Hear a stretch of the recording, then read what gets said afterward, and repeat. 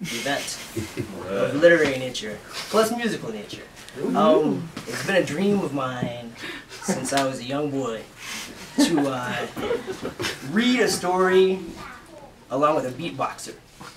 So I have my friend D. Shanks, otherwise known as Traum Diggs, who is a rapper from Brooklyn / Philly, back and forth. And he has agreed, somewhat against his will, to attempt what I believe may be totally unprecedented. And he's going to beatbox while Mr. Peter Richter and I attempt to read a story called The Novelist and the Rapper. Wow. Yeah, wasn't I supposed to give your real name? We're using code names. Alright, so, you ready? Let's do it. So, On the lips, I haven't done this since about 87. Never with someone reading. Okay, so this is called The Novelist and the Rapper.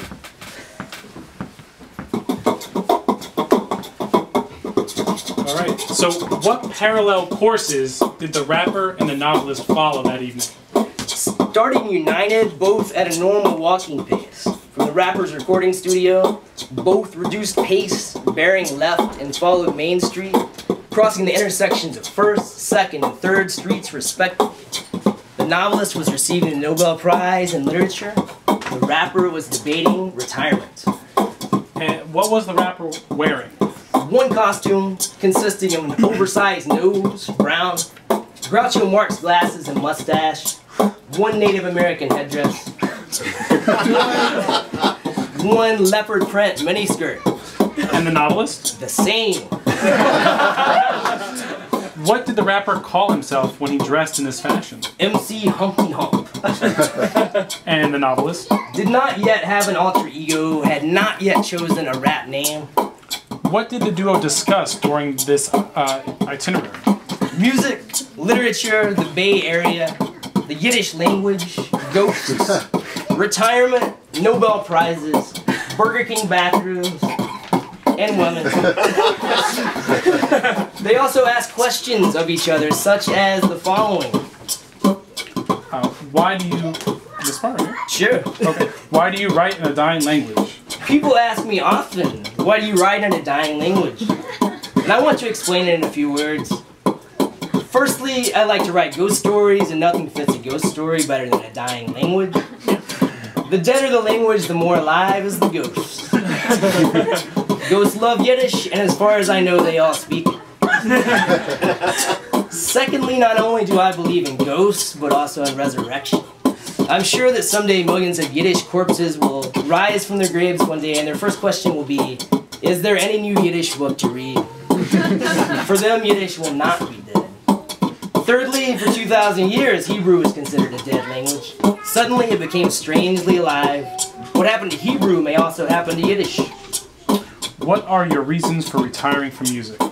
My reasons for retiring are, 1, I get no satisfaction or fulfillment from it anymore. It doesn't make me happy. On the contrary, it depresses me. Normally, I'm not depressed. It's only surrounding the studio. I'm happy when I'm away from the studio. Number 2, can't make a living at it. 90% of the studio work I've done in the last 6 years has been either for free or for peanuts. Number 3, it drives me to do drugs because I hate being in the studio. If they had numbered their answers, why would they have done so?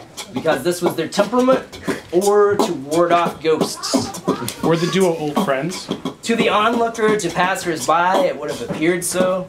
In the way they walked step for step with each other, headdresses flowing behind them. In the way they spoke with a familiarity not often achieved as quickly as theirs had been last night in the strip club. Were they lonely? They were. What did the rapper say to elaborate on his reasons for his impending retirement? Every man has the right to the pursuit of happiness and should first try a job that he might gain happiness and fulfillment from. This doesn't make me happy anymore. It makes me miserable and a drug addict. I'm 42 and have wants, needs, bills, responsibilities, so there it is. Spread the word, I quit. I don't make beats. I don't do vocals. I don't write vocals. None of them. Did writing make the novelist happy? It did sometimes. He liked writing, but nothing that went along with it. He hated book reviews and literary criticism and pompousness and self-doubt. Did the novelist have any advice for his new friend?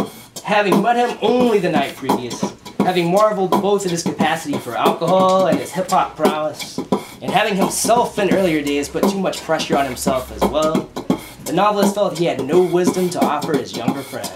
Was this a cop-out? It was. What act did the novelist make on their arrival at the destination? At the steps leading to the Nobel banquet, he paused, then turned to glance at himself in the rounded mirror of an SUV parked in the street. He slicked back his eyebrows, adjusted his novelty glasses, headdress, and miniskirt, and invited the rapper to precede him through the entrance. Where was the Nobel banquet held? In the multi-purpose room of a local high school, following the girls' junior varsity basketball practice. Were there folding chairs? There were. It was a catered event to be preceded by a speech from the superintendent. The ceiling of the multi-purpose room was still adorned with prom decorations, which school officials felt lent the Nobel banquet the formal and somber tone. On which decorative choices did the novelist and the rapper agree? On the contrasting effects of purple and yellow, on the sequins affixed to the styrofoam letters spelling P-R-O-M. At what moment did the rapper and the novelist recognize that their similar tastes might bring them into competition? Upon catching each other, gazing at a young woman fastening her hairnet. And who was this young woman? The dropout daughter of the superintendent, here ostensibly to make her dad proud via her new job at the catering company. More likely, though? To embarrass him. The rapper and the novelist listened in on a conversation she was having with another member of the catering crew. They heard her describe her displeasure with her father, with education, with jobs in the service industry. What I really want to be, she said, is an actor. Who emerged as a prominent figure of her narration? Stephanie, actor and caterer. Last year, she delivered a stunning performance as herself during a school event called Ghost Out, designed to frighten students into avoiding drug use and drinking and driving.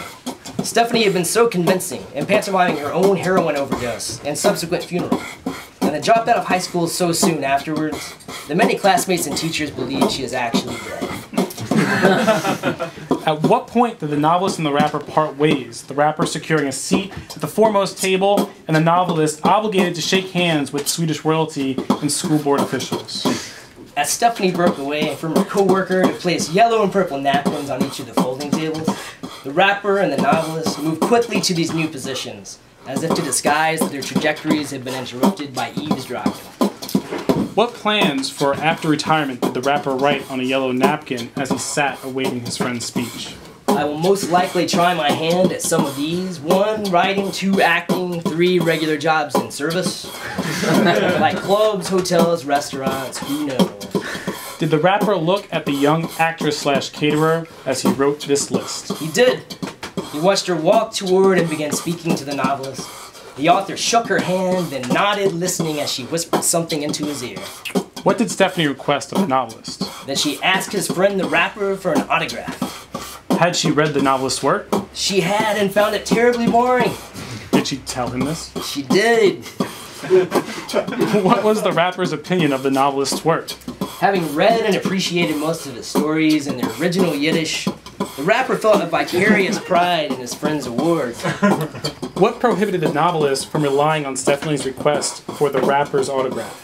Her father, the superintendent, had begun his speech, warning children to finish their educations or else never find a good job. The speech was interrupted, though, by 2 things. First, Stephanie dropping a large box of confectioner's sugar, which consumed her in a cloud of white. Second, Mrs. Hansford, the math teacher, screaming upon seeing Stephanie, whom she believed to be dead from heroin. What was Stephanie's response? Ooh, I'm a ghost. Waving her fingers and wavering her voice, leaping onto the table and taking a bow. Did her father then introduce the novelist? He did, and the novelist began his speech. Your Majesties, your Royal Highnesses, ladies and gentlemen. Did he look at the rapper as he spoke? He did. Did he see Stephanie's approach the rapper with a pen and autograph book? He did, and he saw the rapper smile. And Stephanie? Smiling too, she bookmarked the rapper's signature and took the empty seat next to him, calling friends on her cell phone, missing the best parts of the novelist's speech. Did her actions frustrate the novelist? At first, but she made him remember something important. How many reasons did the novelist have for why he began to write for children? 500. But to save time, he would mention only 10 of them. 1. Children read books, not reviews. Number 2. Children don't read to find their identity. 3. They don't read to free themselves of guilt or to quench the thirst for rebellion or to get rid of alienation.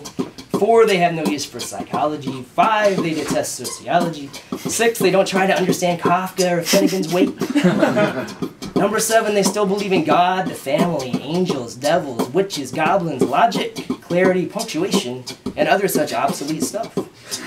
Number 8. They love interesting stories, not commentary, guides, or footnotes.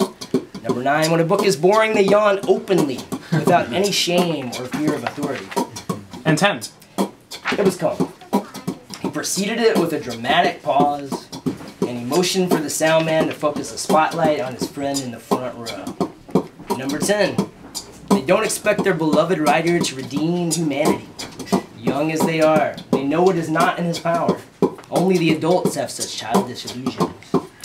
After the banquet, the award, and the handshaking, to where did the duo, now trio, proceed? To a New Year's Eve party at the home of the superintendent and his dropout daughter.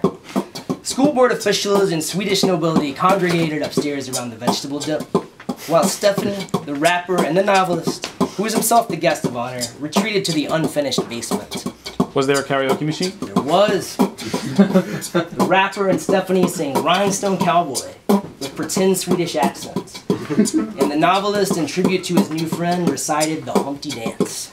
Was the novelist given a rap name? He was. Was it midnight yet? It was close. Had the trio linked arms? They had, bracing toward a future that was certainly coming. When? In 3, 2, 1.